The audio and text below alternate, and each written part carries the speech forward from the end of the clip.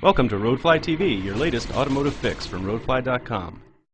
When the 2007 Lincoln Navigator L trawled into Roadfly's parking lot, we were struck at how audacious Lincoln is to produce such a vehicle.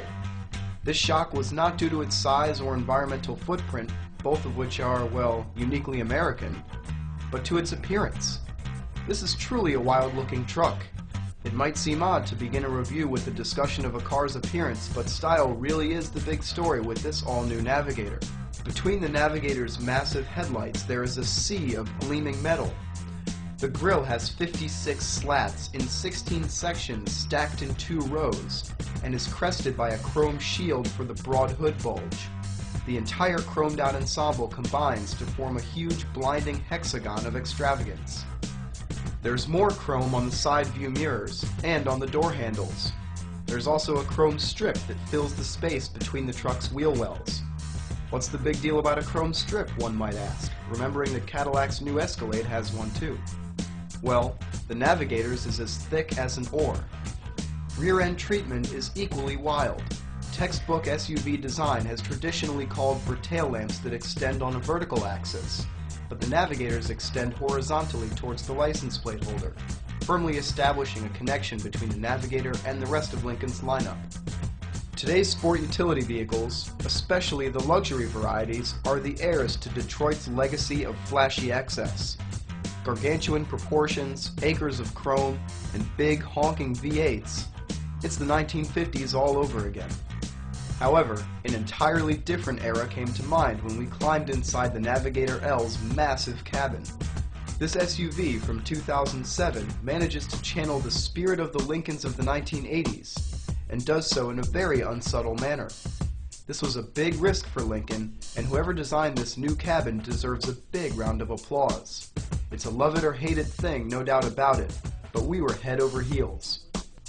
Every detail of the 07 Navigator's interior screams 1980s. Aside from the control dials, there isn't a rounded edge in sight. Everything is squared off, including the very retro double-hooded dash. The Navigator's gauges are part of this polarizing design motif. The current standard of 2 big circles with evenly laid out intervals has been discarded in favor of staggered numerical intervals clustered loosely around the needles. All of it is contained in a square, chrome-trimmed housing. The execution of every little detail, from the typeface of the gauges to the finish of the needles, falls perfectly in line with the rest of the car. This is the most consistent design aesthetic we have seen on the interior of a car in quite some time. Our Navigator's extended wheelbase paid lots of dividends where family was concerned.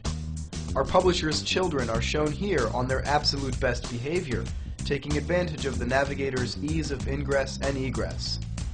Whether it's the second or third row, the Navigator L is definitely family friendly. True to Lincoln form, there is a ton of standard equipment. Our Navigator had a couple cool standard features that were especially welcome in an SUV of this size. There is a real honest-to-goodness independent climate control system for the rear, in addition to the dual zones up front. The Navigator also has standard power-deployed running boards, which are options on most of its competitors. And the rear windows swing open with the touch of a button for extra ventilation of the Navigator's substantial greenhouse. First of all, we know the Navigator is a truck, so we'll excuse things like its vague steering and brakes, as they are pretty much standard for full-size trucks and SUVs. Our testers stopped and turned just fine for a vehicle this big, but there wasn't a lot of feedback when doing it. However, this is not a sports car or even a crossover SUV, and its limits must be respected. On-center feel for the steering isn't spectacular, and small inputs require greater efforts than larger ones. Turning radius is excellent for a vehicle this large, though, so we'd guess that's the trade-off for the on-center numbness. We'll take it.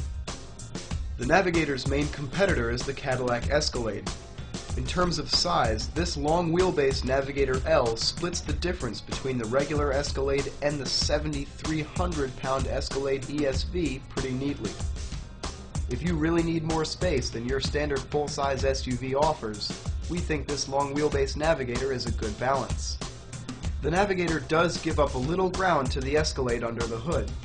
As of now, the only engine choice is Ford's trusty 5.4-liter V8 that makes 300 horsepower and 365 pound-feet of torque. The Escalade's 6.2-liter unit makes 403 horsepower and 417 pound-feet of torque.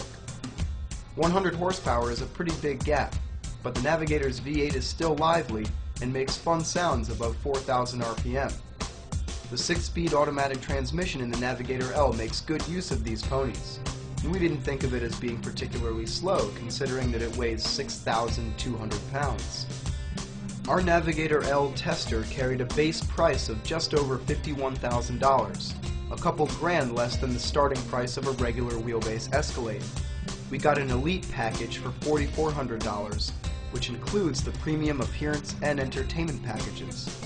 That will give you the excellent rear seat entertainment system, which is attractive and functional, folding down from the ceiling of the Navigator.